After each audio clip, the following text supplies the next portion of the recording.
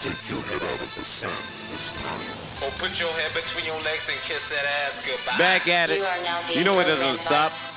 No rest for the weary. We don't get days off out here. Hero, nigga. Yeah. Look. You know what? It's about that time. Hey. Pipe down with the nonsense.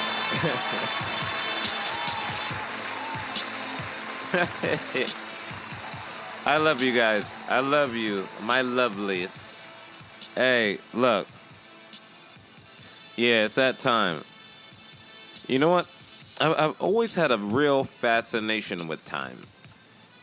You know, about how, sometimes, when you're doing things you hate, you want the time to hurry up. But then when you do things you love, you want the time to slow down.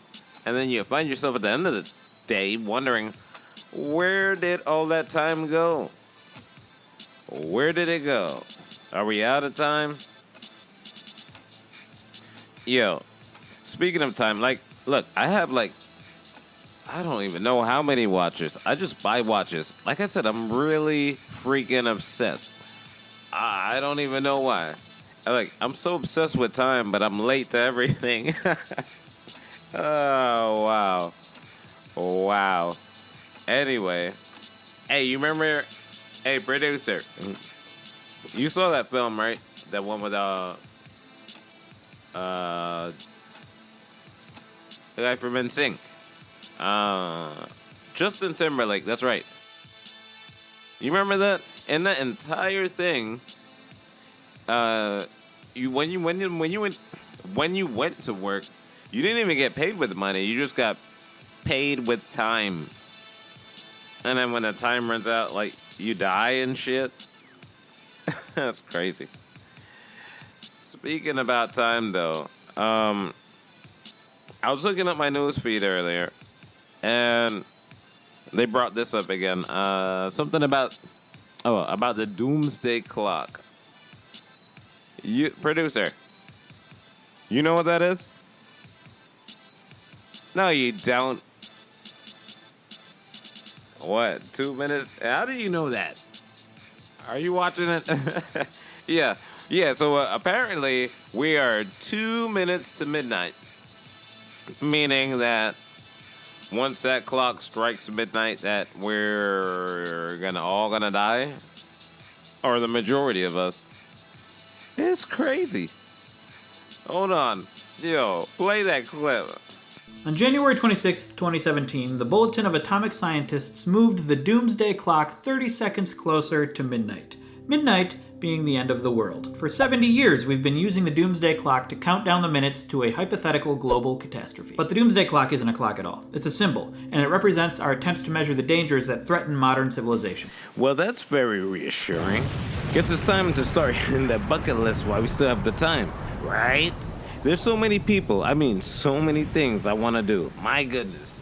Play the next slice, please.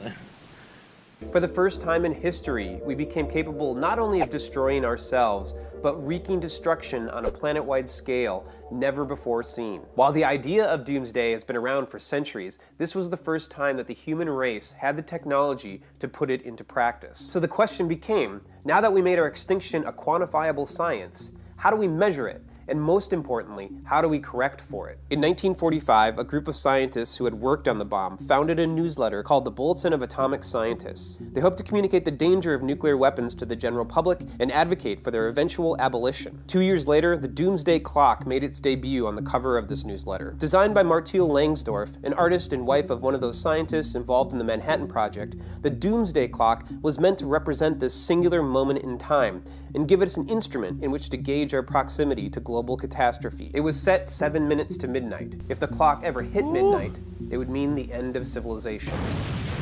Time out. Do any of you out there actually believe in this concept? Please tell me. I'd really like to know. By the way, thanks to The Good Stuff for doing all that research. The link to that channel could be found in the description. Check them out. They do a lot of great work over there. Leave your comments down below. And while you're down there, I'd appreciate it if you took the time to like and subscribe. Subscribe,